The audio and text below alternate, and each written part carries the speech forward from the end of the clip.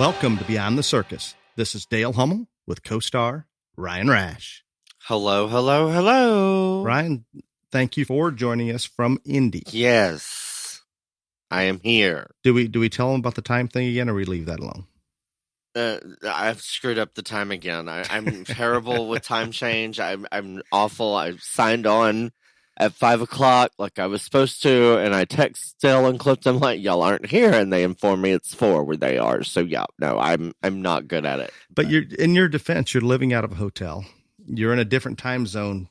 I'm going to say I think it's the 1,411 selfies I've taken this week that has probably got my head screwed up. So are you going to have a booth next year at the FFA convention? That's the burning question by all FFAers. I still don't know what it costs. So yeah, I don't know that either. Maybe I bet one of our listeners out there could tell us. Now, if every single kid that came to the booth that wanted a picture would join BTRJLA, it wouldn't matter what it costs, because then we would be fine. But yeah, I've got to know what it costs. But maybe you need that criteria, picture for membership. Yeah, that would have to be. But very capitalistic. I like that idea. Yeah. I love that idea. We're looking into it, but it has been fun week, and I enjoyed putting on the coaches clinic with you. I think that was fun. I do too. They were a very interesting group of coaches. They had some very interesting ideas about everything, and I thought the classes were fine. I don't know how it all worked out because we don't know what the results of the officials was, but I thought there was some logic to most of those classes. So yeah. Yep. For those of you listening, that this would be the National FFA Livestock Contest. So we were fortunate enough to be able to supply a class, and Ryan and I visited with the coaches in a coaches clinic while the kids were judging, and it was just a good day. Good day. Beyond that, shall we talk politics? Sure. I don't even know where to begin, Ryan. Well, I have tried to avoid the streets of India as much as possible for all the obvious reasons, but so I've been up in watching a lot of news today, and what I consider to be a very intelligent, very impartial man by the name of Frank Lutz was on earlier. I watched that part. I am with you 100% on that one. And I thought the most terrifying thing was that he is not, or the way that I took this, and Del may have taken it a different way because I didn't even know he watched it, but he has already moved past that Putin is going to use a nuclear weapon, and he is talking about how this will affect the election of the president. See, I must have came in late. I just had him talking about the midterms, but that concerned me because I'm with you. I consider him very nonpartisan and very intelligent. No, this was, and this was that, I was just like, holy shit. It was very disturbing. The threat is real, and I know that you and even most of our listeners are not as worried as I am. And I agree the threat is real, but this man, who I do not think is an alarmist, I think that he is intelligent, very nonpartisan, whatever. He said, and I quote, we have to look at how when Putin uses a nuclear weapon, how that will affect our economy, how that will affect whatever, and that will be, I was just like, it wasn't if, it was when. I was like, oh, great. I don't think his conventional warfare, obviously it's terrible. So he has no other options is the way I look at it. And I overreact. I'm not going to pretend that I don't, but I do worry about that crazy man. I do obviously worry about Xi and China continuing to rule that country for as long as he's alive.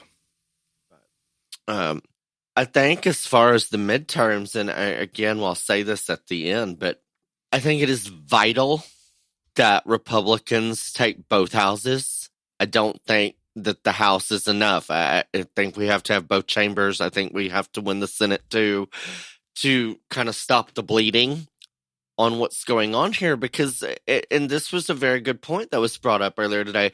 So it's looking like it's going to be a very easy task for Republicans to win the House. Provided everybody gets out and votes. That's my thing. Yeah. But let's say the Senate stays 50-50, and camel toe breaks the tie, or Democrats are up 51-49, whatever. If Republicans don't take back the Senate, these people are going to know that winning the presidency, unless something drastic happens over the next 2 years, is going to be a tough road to hoe, regardless if it's Biden or Camel Toe or Pete Blood Plug or whoever their little candidate is. They really don't have one.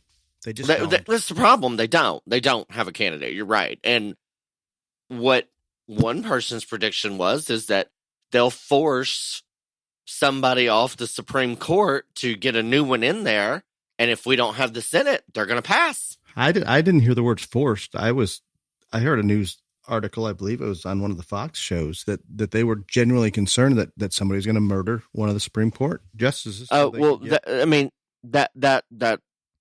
was on a different one, but this one they were talking about, and I was just like, but they're right. So, and the people out there are that crazy, Ryan. I believe, I fear for those justices. I do believe there's multiple people that crazy. Isn't it Salito, or what's his damn name? I'm not sure. Anyway, he wrote a big thing about it, about how the leaked Dobbs decision put all of the justices in jeopardy and all this other stuff and death threats and whatever. But I think it's Sauce or something. I can't remember his damn name. But anyway, and they've been talking about that. That came out the past couple of days. And my point is of all of this is, I know it's the midterms. I know that everybody's busy and has things to do, but I don't care what state you're in, you need to go vote. It doesn't matter if you're in a red state by a lot or a blue state that you don't think, like Illinois. I don't think we can make a lot of progress, but we have to try. Yeah, I just really stress upon you that you need to go vote, and you need to vote Republican. Even if you're a Democrat, you need to vote Republican. But I can echo that. I don't know how that. Yeah, I don't think it's going to work, but I think what they're all talking about is Democrats are very scared and everything's kind of trending in the Republican way right now, and that's good. But my thing is that as bad as these 2 years have been, and there's not one thing that this administration or the Democrats have done to help any American. How can it be this close? That is just what is baffling. That to me is the elephant in the room, Ryan. And I am with you 100%. And maybe we're wrong, because there as I evaluate what's happened in 2 years, and I'm trying to do it with an open mind.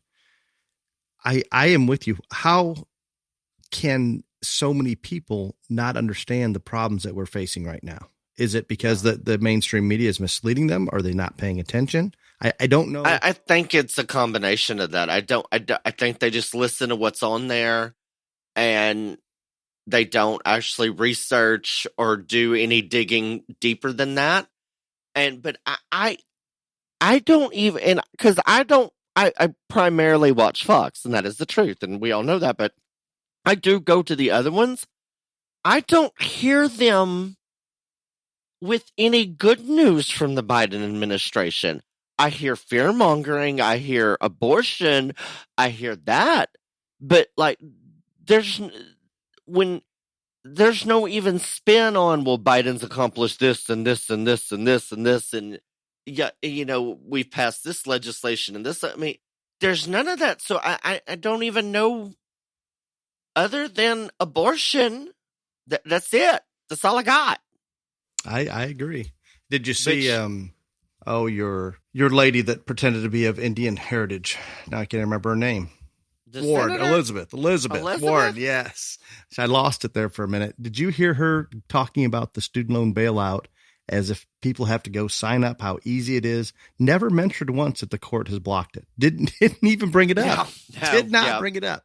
They're all on that kick because that's the only thing that they've got other than fear mongering about abortion rights. And so, yeah, and that's been all over the news today, that none of them have admitted that this is not going anywhere. It's a non-starter, that you can't go sign up. They're just like, this is what we did for you. I'm like, but again, if you just listen to that and you don't know, then maybe you do think they've done something.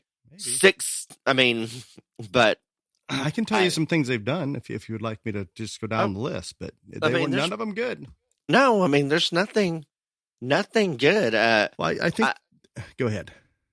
I think the encouraging thing, and this, which I am encouraged about, but it makes no difference in the end because it's really to save America. It is all about the House and the Senate, but there are so many gubernatorial races that are close that should not be close, like New York, for instance.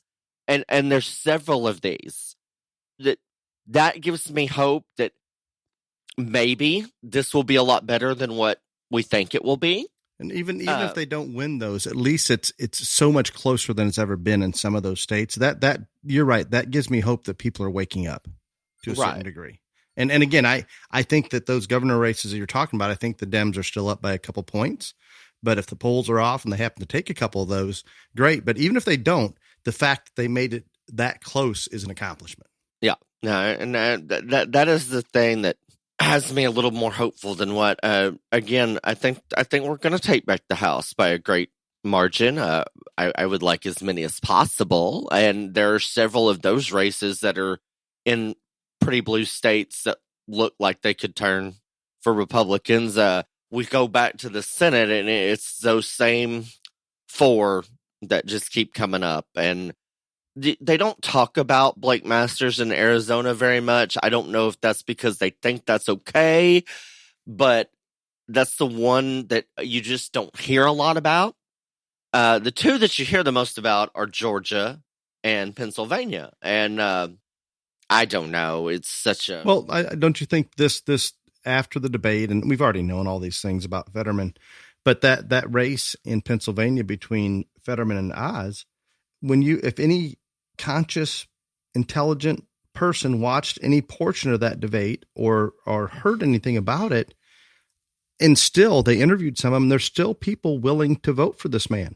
And again, because he's a Democrat. Yeah. I assume so. I'm not trying to pick on him for having a stroke. I don't want to be taken that way, but it was embarrassing for him and his family and his handlers. Why on earth would you he would have been better off declining the debate and getting beat up for not debating than going out on that stage. He'd have been way better off pulling himself out of the candidacy months ago where another candidate could have come in. Yeah, no, he should not have debated. And everybody's saying that, and they're trying to spin that a little bit because they're saying that, you can vote early in Pennsylvania 50 days before the election. And this debate was just this week. So like 650,000 people had already voted in Pennsylvania before the debate. But okay, here's my point on that. And like Martha McCallum was making this big deal that she thinks that legislation needs to be passed that you can't have early voting till there's been at least one debate. I think that's stupid too.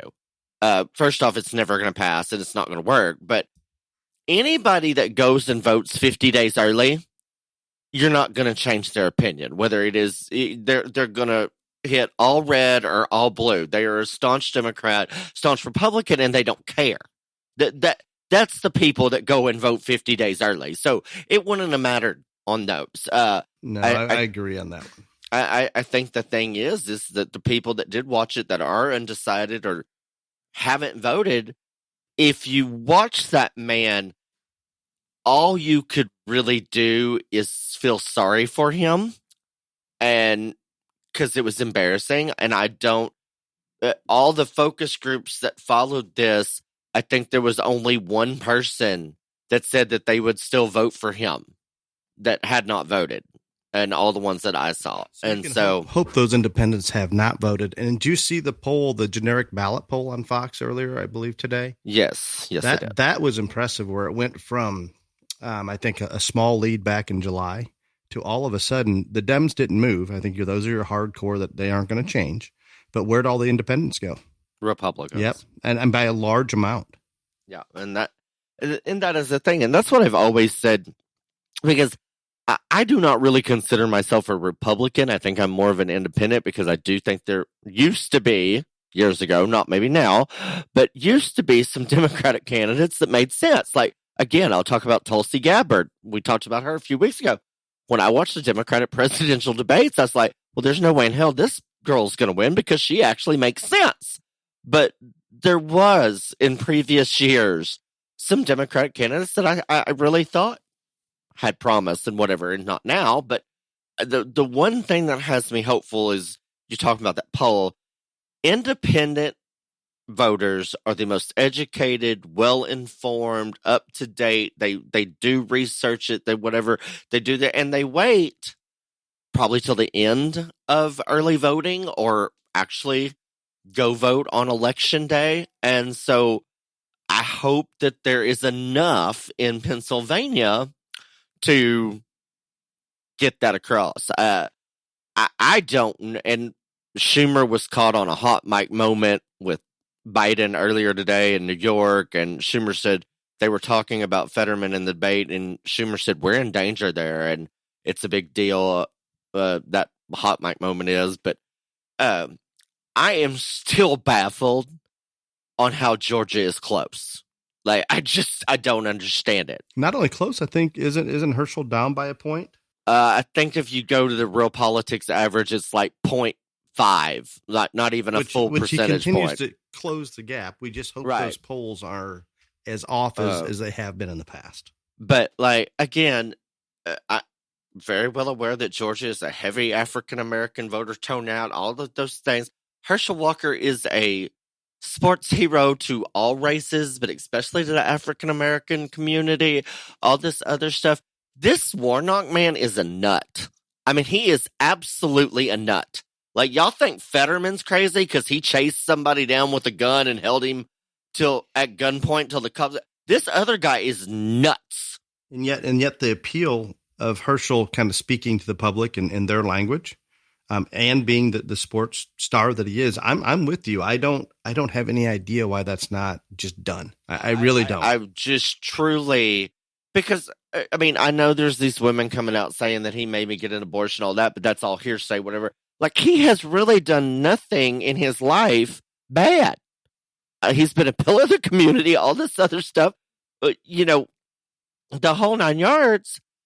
And I just don't get it. It just baffles me. I'm just so shocked. But both Pennsylvania and Georgia, there is a slight lead in the real clear politics for both the Democratic candidates. It's not very much, and it continues to close. But even after that debate, some of the early polls, Fetterman's still in the lead. How is this possible? Well, I think what they're very worried about in Pennsylvania is the lead was diminishing, and now the debate's probably going to finish him off. I think that's what Democrats are worried about. The interesting thing about Georgia is if neither candidate gets 50%, we go to a runoff, and it's going to happen. Traditionally speaking, the Republicans won, except for what? 2020? Except for 2020, they've won every runoff. Yeah. And so, I mean, we still won't even know the week after election week because I'm sure that will go to a runoff. They're positive that it will. It looks like yeah. There's no way around. Like, we harped and harped and harped after the election ended up the way it did. And again, I think that if you're in Georgia, we love you people. Get your ass out and vote, because I think we got complacent on the 2020 deal, and we let the Democrats take 2 Senate seats from us. And that doesn't make sense to me in Georgia. It just doesn't add up, other than we stayed home and didn't get our ass out to vote. Yeah, I think in the runoff, they just didn't get out there. And Brian Kemp, who's running for re-election, he says that they have a whole new ground game now, and and maybe that's true. I hope it's true. But there's lots of great livestock people in Georgia and Pennsylvania, for that matter. Y'all need to get your asses out there, and y'all need to go vote. Let us know that you voted. When we post this up on Facebook, just put in there, I am voting. I am a livestock enthusiast. I am voting. That would make me feel good. Very good. I think you need to. And, but, well, what about Stacey Abrams suppress the vote when voting numbers are off the charts? How'd that work out for her? Yeah, Jim Crow 2.0. It didn't work. No, I don't think it got much traction. And again, literally, Georgia has slashed all voter records for any midterm year they're almost on the same level as 2020, not quite there, but very close to the 2020 levels, which would have been a presidential election year. And so, yeah, that's not working out for them at all. And again, there's only so much you can do, talk about these midterms and stuff like that, and just hope they get out and vote. But it is consequential that we do this. I'm ready for the midterms to be over because I want to see what happens next. That is the thing. And I don't know.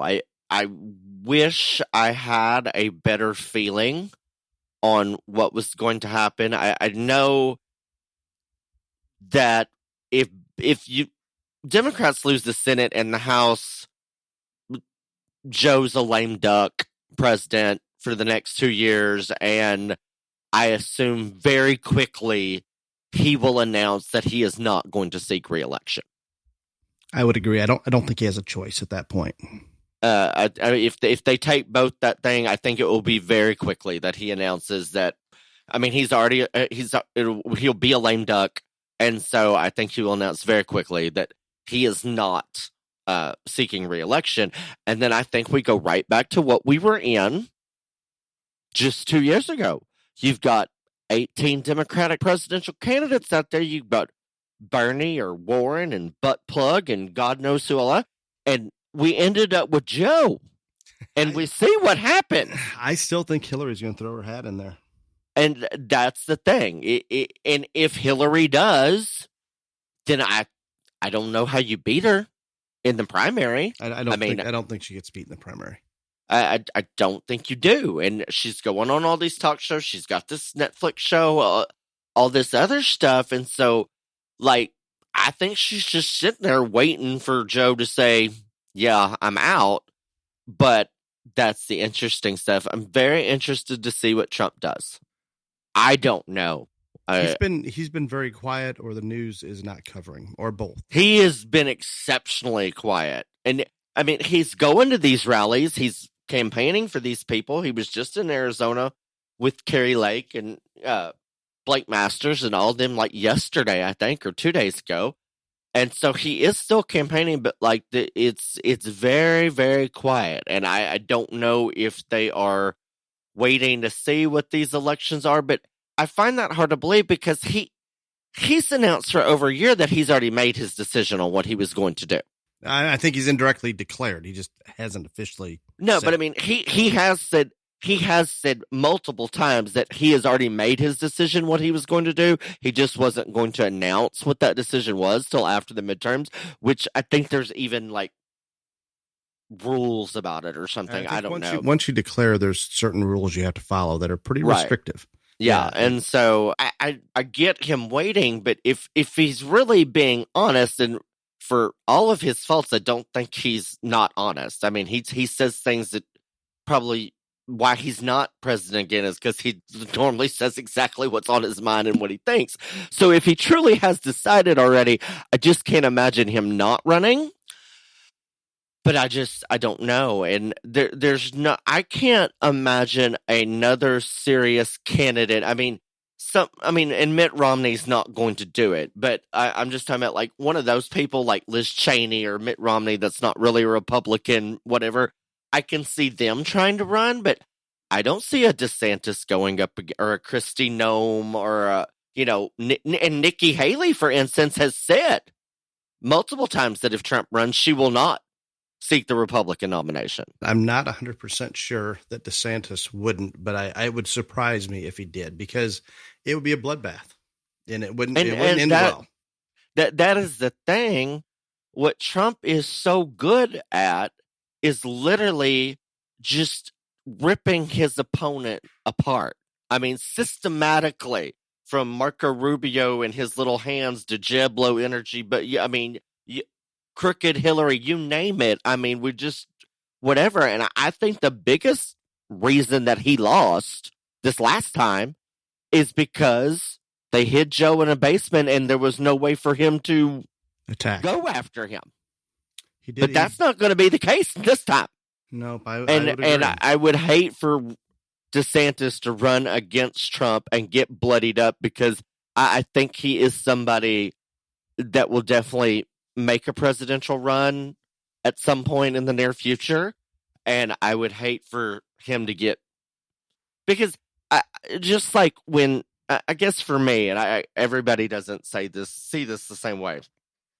When Camel Toe eviscerated Joe Biden in the first debate, called him racist, sexist, had problems with, him and the touching and the fondling of women, his racial issue, she literally, that was her only shining moment in the entire thing. She eviscerated him to the point which, yes, she did fall out of the race because she had no money and show supporters, but he lost the first 3 states because of her performance on that first debate when she just literally gutted him. And then he makes her the VP. I see no genuine in that. Zero. I don't know how people bought that. I think everything, I don't think there's anything genuine about anything that Joe does. And maybe I'm being too biased, too hard, but I truly believe that there's nothing there but career politician that wants to benefit himself. And I really don't think he gives a damn about the country. I believe that as deep as I can. No, and again, when Trump went to pick a VP, he did not pick anybody that ran for president because he had literally, other than the nice little black guy that Dr. Ben, he didn't rip Ben apart. And I like Ben. I like Ben too. But he literally gutted all those other people. And can you see Trump say, okay, now that I've eat you up, spit you out, and literally laid your carcass out here on the floor, will you be my VP? No one would buy it. No one. I would agree. I think we're both going to be on the same page on this one. And so, go ahead. I don't want that for DeSantis. I don't want it for DeSantis in the primary, and I don't want it for him in the future. And so I hope that if Trump does run, and I'm sure that DeSantis knows what Trump's going to do already. I'm pretty sure. He's still posturing pretty hard then. Yeah. But I hope that he can keep his ego in check and see. Greg Gutfeld is convinced that Tulsi Gabbard is going to be Trump's vice president. Yes. He's now said it multiple times, and I think it would be a brilliant move. If that happens, I think it is probably the smartest move Donald Trump and his advisors have made since he came down the escalator and announced his run for presidency the first time. She is a woman. She is insanely articulate, intelligent. She's not bad to look at. And him picking what at some point a Democrat, now I think she's an independent, that's a reaching across. I think it's a brilliant strategy if that really happens. And I think I happen to be on that page that he will likely do that because it is brilliant. Okay, let's do a hypothetical here, Ryan, and you're not going to like what I'm going to say on this one. If DeSantis and Trump were to go in the primary at each other, and I'm with you, I don't think they will, but DeSantis is no question posturing himself, and he's doing everything, at least, and maybe it's just to get national recognition. There's a lot of reasons he could be doing it. Okay, they end up in the primary. My fear is, guess what? And this is going to sound terrible. I think Trump wins it. Trump will win. Trump will beat him. Yes. There's no doubt, because DeSantis, and I'm not trying to interrupt you here, that's my whole point on DeSantis running. Trump's going to beat him. Yeah. And because I think he'll give him a hell of a run in Florida since they both live there. But DeSantis is not going to get all the other states like Trump's going to get. Like, I promise you, in my state of Texas, there is no way in hell Ron DeSantis will beat Trump. It will. It's like a cult affliction for Republicans in my state. No, and I see that. However, if we let's think about the most competitive Democrat candidate that we're aware of. I'm going to tag Hillary on that one. And again, I do not like that lady. Nothing about her, but I think she'd be competitive in the race for the presidency, the general election. Let's say that you get to handpick Trump or DeSantis to go up against her. Who do you go to? Trump. He's already. It'd be. I would pick Trump because, again, he pushes Hillary's buttons more than anybody else. She still is not over the loss in 2016. I think he will capitalize on it. I think it will make it worse. if Hillary is the one that I feel very comfortable that Trump would beat her. See, I think Trump's offended too many independents. That's my fear. And again, I like his policy better than any president in my lifetime. I like all of those things. But if DeSantis can bring the same policy and do it in a little more polished manner, I think he has a better chance. I just don't think he will bring the same policies, though. Similar, but not the same. And I don't he's think not gonna get through the primary, so it doesn't matter. When push comes to shove, I don't think he has the balls that Trump does, that he's like, this is what I'm going to do. I'm fucking president, and I'm going to make it happen with or without y'all. I don't think DeSantis has that kind of grit. I think he's got more than most, but maybe not as much as Trump. I mean, and like, yeah, you can maybe bully some of them people in Florida to do some things, but he's had a lot of legislation not been passed that he wanted passed and things he wanted done because I don't think he's got his hands dirty enough a lot. And the other thing is he's also very young for a presidential candidate. I mean, all this other stuff, Donald Trump has one election left. If he runs again, this is it. Like that's the only election left. And so he will literally go, I think it will be more visceral, more jugular, more than anything ever before. And I'm worried that will push more independents away. That's my concern. And I am with you. I don't, the only way that I see Trump not running and letting DeSantis take the mantle, because if Trump doesn't run, then I think you do have Nikki Haley. I do think you have DeSantis. I think maybe you've got a Kristi Noem. I think there's several, Marco Rubio, Ted Cruz, all of those people. A lot of them, you take out Jeb Bush and a couple of those other people, but those ones that ran against Trump. And in the end, I think it was Ted was next, and I think Marco was the other one left when we got down to it. I mean, not that it was close, but when Trump was running the first time in the primaries, you add in Nikki Haley and couple DeSantis and all this other stuff, but I think he wins. But the only way that I can see that happening is if he's made a deal with Trump. And I'll say again, I think the only deal that Trump would consider would be Ivanka to be the vice president. And I also think that if you are DeSantis, Nikki Haley, or anybody else, to get the always Trumpers, you're going to have a Trump on your ticket. That's your insurance. I think in the general, they're going to vote Republican, but they may not vote in the numbers. They may not get out to vote like you need them to. So, I mean, I think to get those always Trumpers and to keep that enthusiasm, I think you're going to have a Trump on a ticket. If you're not, if Trump is not that top ticket, then you're going to need one as the VP. But it'll be interesting. I will find it very interesting to see how quickly Trump makes the decision, because as soon as this is over, as soon as this midterm is over, you give that dust settle a week, 2 weeks, they're not going to have many news stories, and that's going to be the news story. Because even CNN and MSNBC are going to have that as the news story, because if it is him, they're going to want to start doing the hatchet jobs, all this other stuff.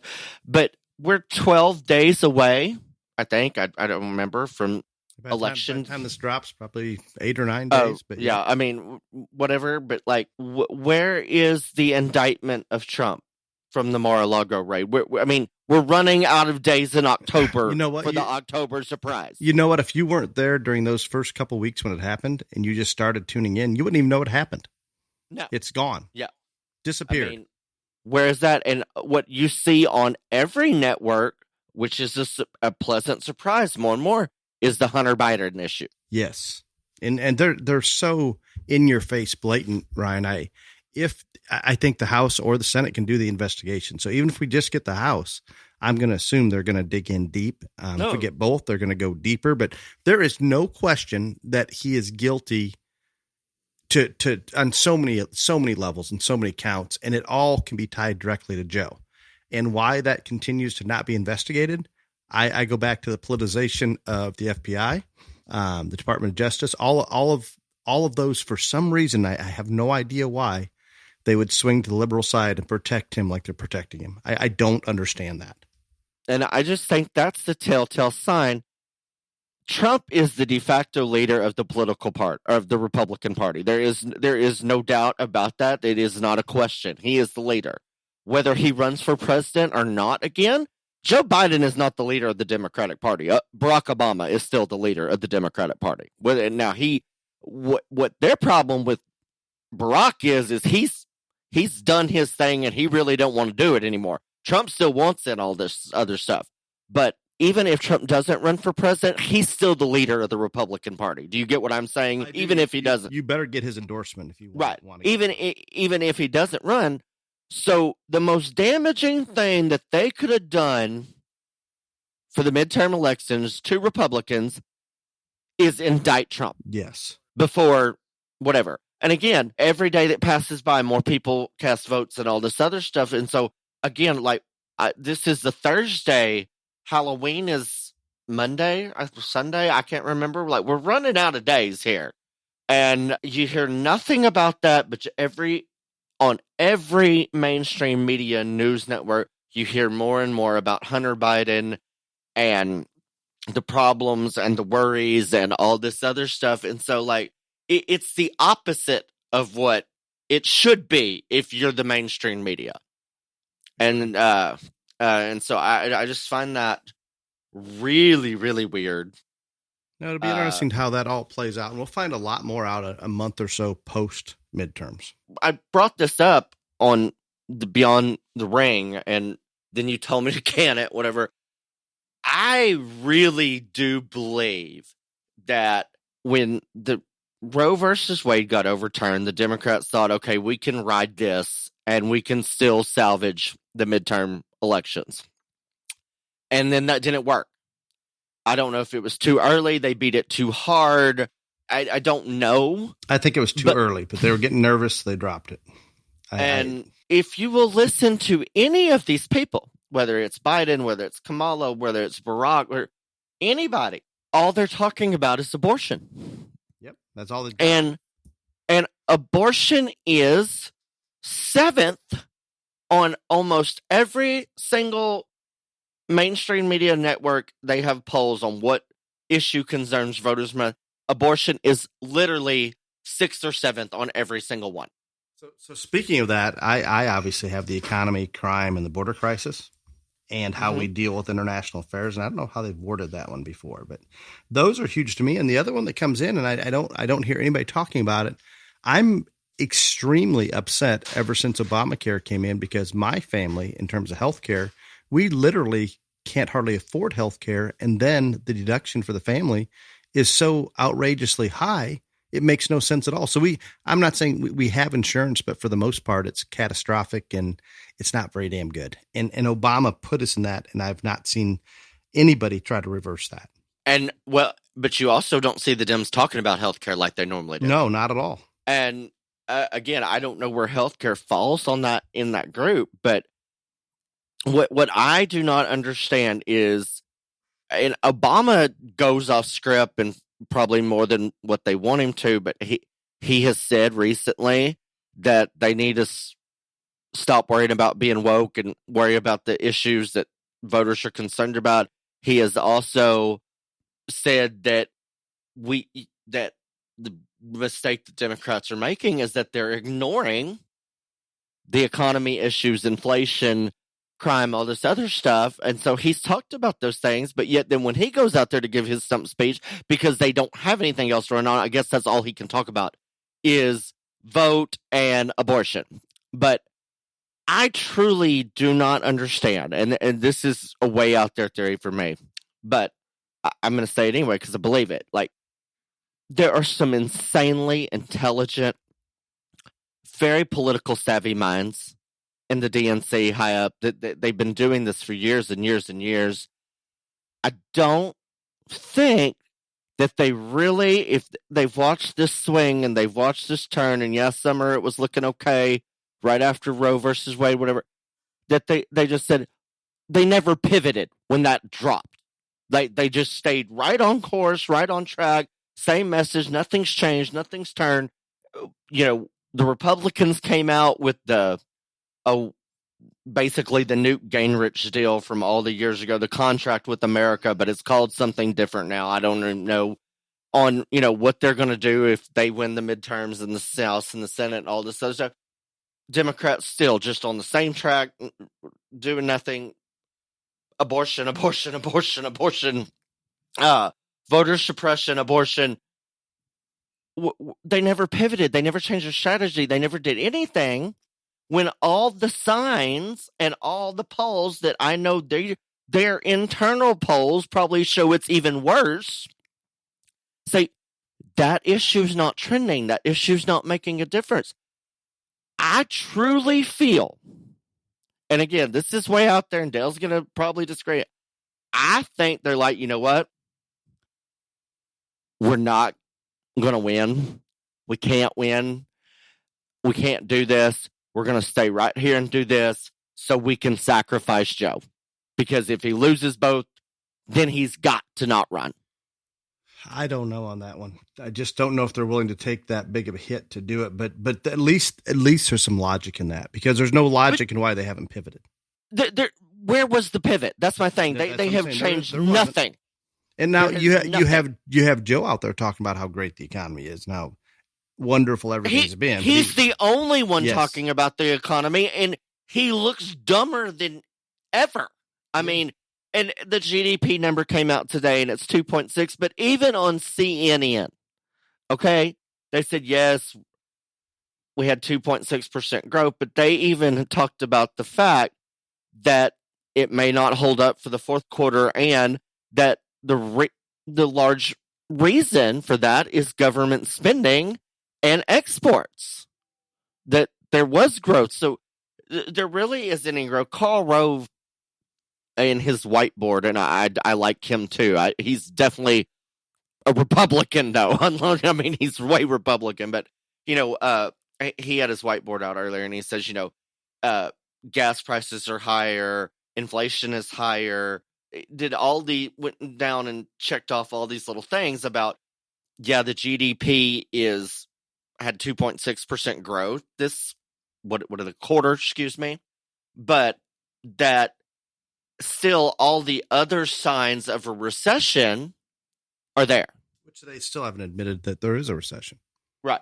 And so I don't know. I have been baffled because I really, and Dale will hate that I say this, I thought the Democrats with Hillary ran the best campaign that they ever could, given all of the problems that she had and all the baggage she had going in there with the emails and her time as secretary. I still think they ran a brilliant campaign. I think they ran a more brilliant campaign with Biden because they stuck him in a basement and they knew that's all they could do and hope for the best. And it worked. Nope, I'm going to agree with that one. I don't know that I want to agree with Hillary, but there's no question. It was brilliant. I don't know if it was even planned, but it happened and it worked. Period. And it would not have worked if he'd have been out of there. It would not. No. And I truly believe they probably knew that. And so, again, I know there are people that are sharp that know what they have to do. And it's almost like they've just fallen on their sword. Or they don't have the control to change the direction. I don't know what that is. There's something going on. There has to be an intelligent person amongst them that sees it very clearly. It's just amazing. What about your little girlfriend trying to defend Joe, talking about how intelligent, how capable? Yes. Oh, my. Peter Ducey hasn't questioned her on that one yet, but I'm assuming it's coming. I don't know. That whole thing, and I didn't get to watch it all, but I've seen lots of different outtakes or video reels or clips from it or whatever. That may be the most painful thing I've ever seen in politics. No, I would go with that. There's another thing that I want to bring up here, and I wish I had the recording. I could probably play it. So we have a gubernatorial race here in Illinois between J.B. Pritzker and Darren Bailey. Oh, he's running for president too. I forgot. So that I wouldn't get too concerned. I don't doubt. Oh, the hot guy from California, Gavin. No, not I forgot about him. No. Gavin Newsom's hot. No, I can't accept that. No. Yes, no, he's hot. No. Yep. Don't talk I'm just like telling that. you. Do not. Okay. Whatever. So Pritzker and Bailey, the commercials that are bombarding, and Pritzker's got a war chest of money that's endless. And this Darren Bailey's just a good person, period. But he'll come out, and I wish I could get I mean, it's so slanderous, these commercials that are being run, that Darren Bailey wants to lock your wife in their home and her grandmother. They're only there to serve their husband. You will never have control over abortion, no matter what the situation is. It comes out. There's about 4 or 5 topics, and I try not to listen to it, but it is so ridiculous. Yet it's going to resonate with those dumb sons of bitches in Chicago that elected Beetlejuice, and he's going to win. All he's got to do is win Chicago. He's going to do it. We could have the entire downstate in favor of Bailey, and it doesn't matter. Well, isn't like, and I'm not, I think I saw or heard something, not about this, but they were talking about something else. But isn't Chicago like 60% of the vote of this whole state of Illinois? I don't remember what it is, but it's huge. Yeah. I don't. I mean, and didn't Beetlejuice, you said it last time, didn't she give herself a raise? Yes, 5%. What is this? Well, now she can't do it like it has to pass or whatever, but because of inflation and the cost of living. That's why she gets a 5% raise. Yes. Now, here's my whole thing. I have never served as a politician or anything like that, but like, I'm pretty sure she lives in a governor's mansion where she's not paying electricity or utilities or rent. Not mayor's mansion, not governor, but mayor of Chicago. I mean, yeah, the mayor's house. Like, I mean, I'm sure there's whatever.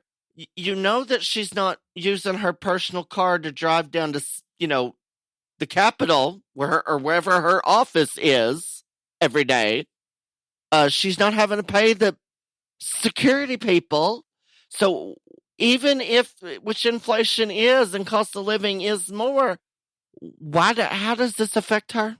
I don't know. I really don't. She's just legitimately crazy.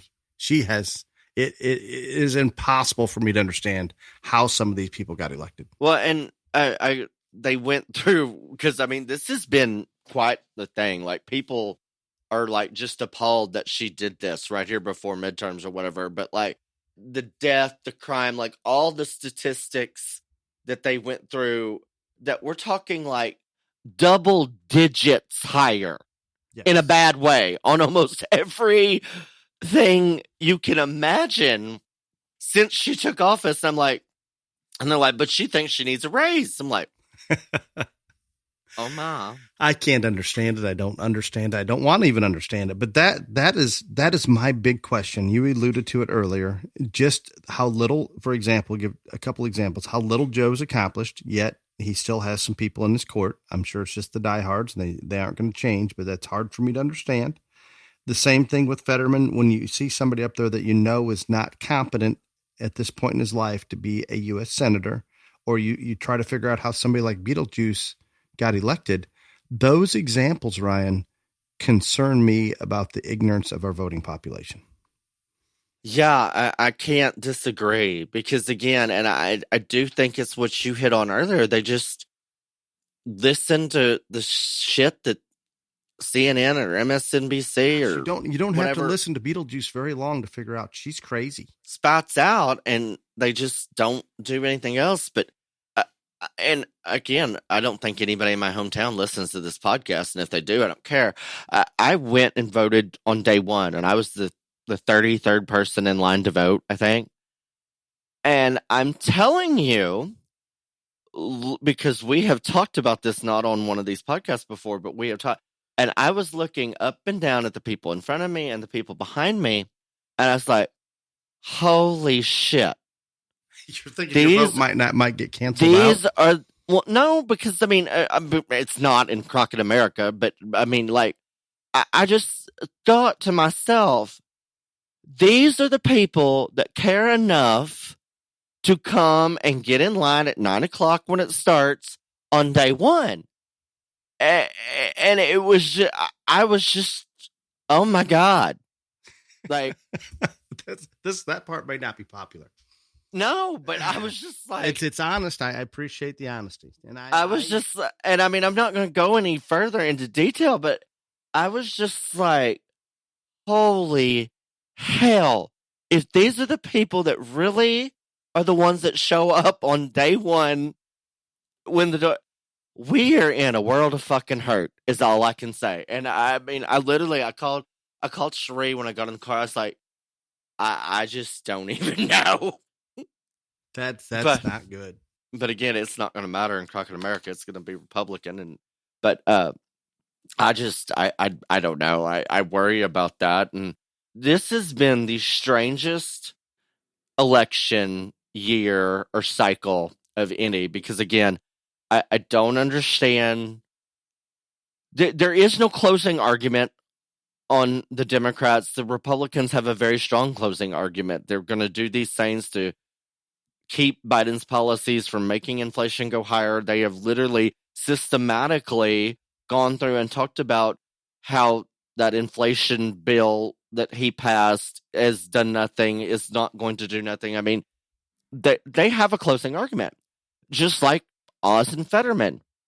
Oz went through there, and everybody's talking about how bad Fetterman did. Nobody's really talking about, and I thought this was a good point that was brought up. Nobody's talking about that Oz did very well. Now, I can see now, I had never watched the Dr. Oz show or seen him on TV before, but watching his performance in the debate, I can see how he has a likability problem. He looks evil to a little bit of an extent, like or maybe not evil, but he just doesn't look like a pleasant, warm, genuine person physically. And you don't get warm fuzzies from me, but the things he said on policy, I think he went through it so methodically. I thought he surgically. Yes, I mean, it was as good just as anybody could handle himself on policy. No, sir. I mean, he literally, and he has surgically went through there. So if you can just get past the look and just listen to the words, I thought I have not heard anybody do that good of a job on policy in a debate in a very, very long time. I agree completely. Maybe I couldn't tell. I couldn't point to somebody that nailed policy as well as, and I didn't hear the whole thing, but what I did hear, it was incredible. Absolutely. And when he was on Hannity last night, same thing. He went through it again. And again, I get why he has now that I've seen him talk, I've seen him, whatever, I get why he has a likability factor problem. But if you just and it's not that he's unattractive, he just kind of looks like a snake oil salesman. And I don't think he talks down to people, but I think he's probably been, I think they've worked on that, and probably at one time he did. And you do get a little condescension from him at sometimes. But again, his policy points he made and how he literally just laser focused every single part of it was extremely impressive. And yet it's still a race that maybe favors Fetterman. That's the bad thing that I go back to, the ignorance of that. And I know that they're putting all their eggs in that basket because they're sending Camel Toe, they're sending Biden, Barack's going back there. And that's why I guess in the other races, maybe they've given up and they're just going to focus on trying to hold that Senate seat. Hold that one, because they're not sending anybody to Georgia. They're not sending anybody to Arizona, all these other stuff. And so maybe they're just trying to hold on to that, because whoever occupies it right now is a Republican. So that would be a pickup.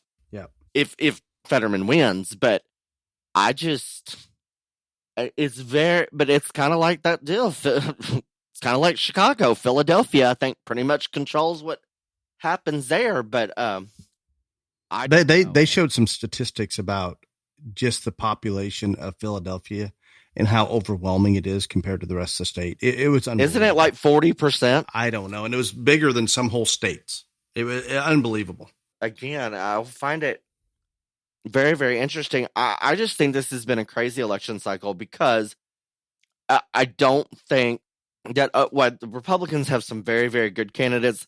I do not think that you could have picked a better candidate than Herschel Walker in the state of Georgia. He's struggling. I think you probably could have found somebody a little better than Dr. Oz.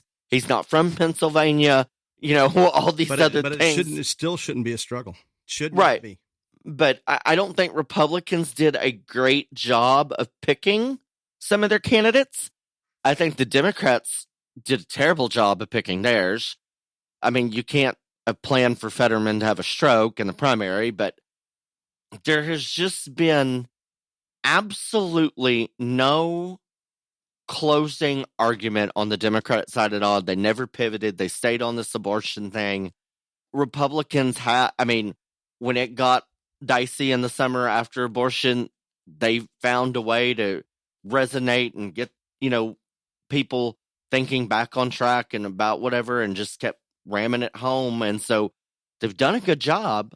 I have never understood, and maybe Dale, you have a better sense of this, because in real world, if you're looking at the Republicans and the Democrats as a party, there's unlimited money on both sides, just truly unlimited money. Why do the Democrats always have, for the most part, a better ground game than Republicans do? I don't know. I can't answer that. But I mean, that's notoriously how that is, and I don't understand that, because you would think that a ground game is just putting more money at the problem, more people on the ground, going to houses, more people invited buses, all this, you know what I'm saying? And so there's unlimited money for that. Yes, and the Republicans do not do well there. Do not. And so I've never understood that. I think it's a little more the population base in those inner cities are going to get on a bus and go vote. If a bus showed up here in my front door to take me to vote, I'm probably not getting on it. You're probably right there. Yeah. So maybe it plays to their inner city liberal population, urban area deal. Yeah, maybe that's right. There's one thing I do want to bring up, and we're bouncing all over the place. You remember, I am concerned about world order. I'm concerned about Russia, and guess who else?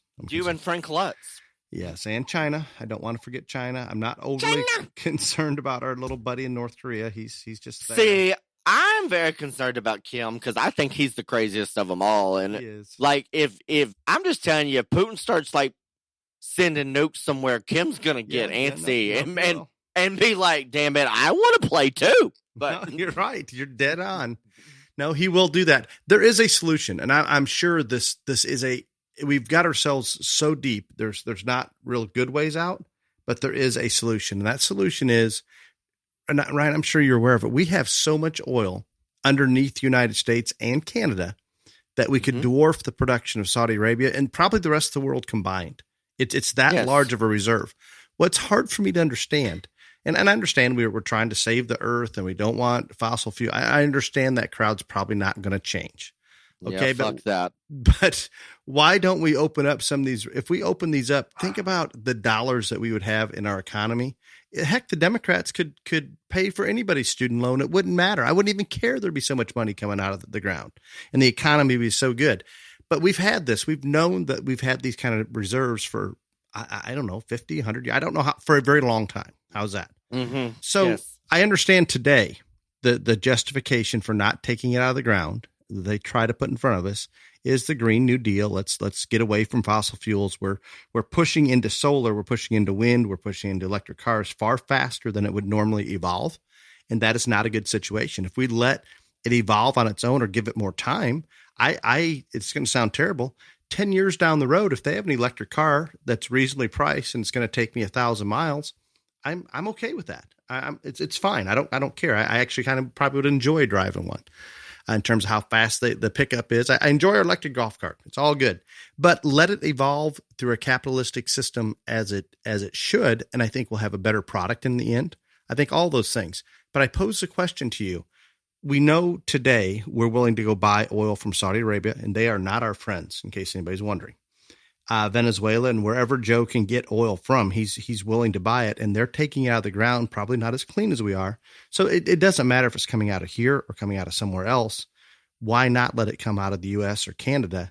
And that green push that we're in right now is why it's not.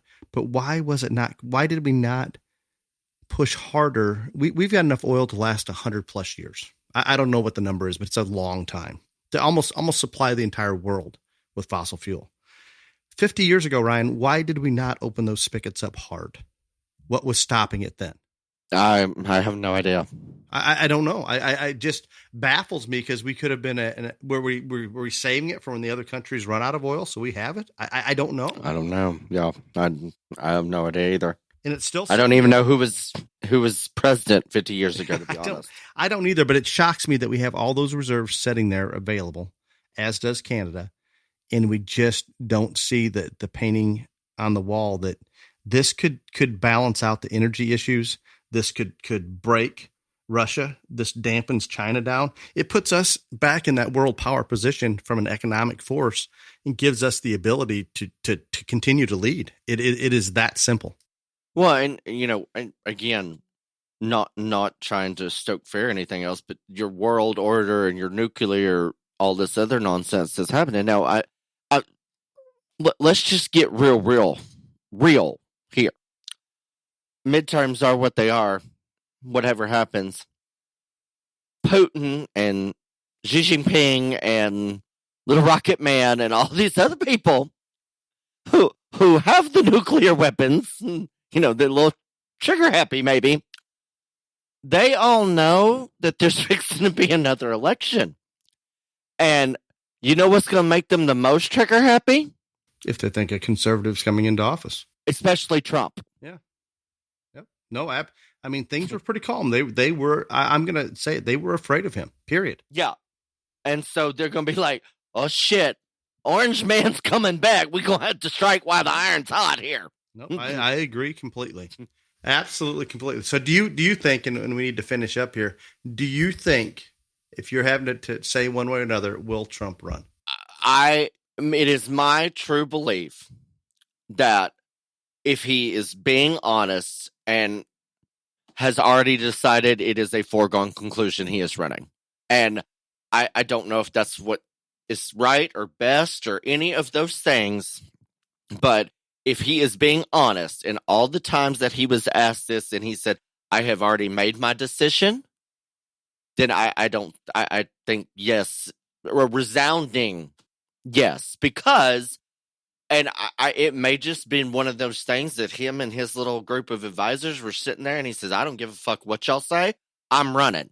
Yeah. So you can either get on board or whatever. You know what I'm saying? I don't, because, and I will say this, and this is one thing that I do respect a great deal about that man, whether your personal feelings for him, whether you like his politics, whatever. I think at the end of the day, he calls his own shots. He may take advice and listen, and I do think he does listen to people, but at the end of the day, he does what he wants to do and what he feels he should do. And not everybody does that anymore. Nope, I agree with that 100%. No question. And I have a lot of respect for someone that has that type of personality. I'm going to listen to everybody. I appreciate all your input. But at the end of the day, I'm going to do what the fuck I want to do. I respect that. And if it is, I just don't think there's any way that he's not going to run. I worry about the independence. I worry about all the things that you brought up and have worried about. I think the one, and again, and I'm going to get off topic and I won't go long, but the January 6th committee hearings, again, it's kind of like the abortion issue. It's too early. It didn't work. There wasn't none of it's there. Like, I just think they are so off base on everything. The Democrats are on their approach on that. And I think it is the deranged Trump syndrome that he's just caused them all to lose their freaking heads. I think it did. And the same thing with Biden. Some of his advisor had to tell him reversing every Trump policy he could the first few days in office could not have been a good idea. No, but I think it's that syndrome that there's such a deep hatred that it doesn't matter. Yeah, he's going to do it. It's just and crazy. Somebody, and it's one point, and it'll be a real good thing to close on. This was brought up the other day.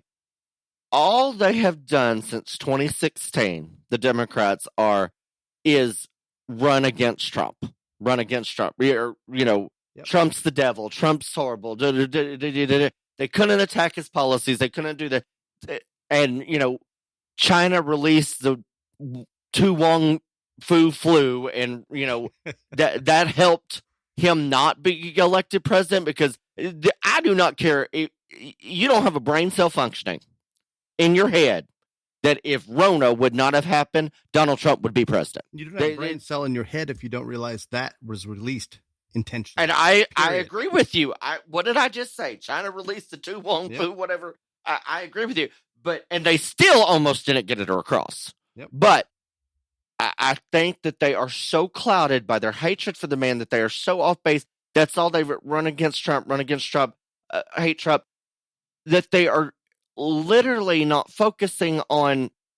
You can only run against Trump for so long before people are going to get tired of it. I think they've reached that point long ago. And I think because he didn't win the presidency this last time, and here we are, and they're still basically running against Trump. And it's only the diehard left, the extreme, that continue to beat that drum. And so they're beating it. They're beating it. They're trying. Again, I don't care what state you're in. I don't care who you are. Even if you're a Democrat, please go vote Republican. And I mean that with sincerity to you Democrats. If you're out there listening, please go vote Republican. Ryan, I have a secret for you. They're not going to, but I can still ask. Nope, that's not the secret. I know of 2 liberals that listen to this podcast. 2. Oh, 2? Do you know any? No, I don't talk to liberals. I don't mind Democrats. I don't talk to liberals. I don't know why you would either. No, I appreciate them downloading and maybe getting another opinion, but it doesn't. I don't. It doesn't. I do not. I do not. I don't care who the 2 are. Quit listening. Don't. You know one of them, I believe. But with that said, guys, I apologize that it's taken a while to get to the Beyond the Circus, and we were very close to this not happening today. But we did get this done. And Ryan, I very much appreciate you sitting down. Clifton, I know you were busy as well. So I hope everyone enjoys it. I hope you gain some political knowledge from it. And until next week, be safe. Y'all come back now, you hear?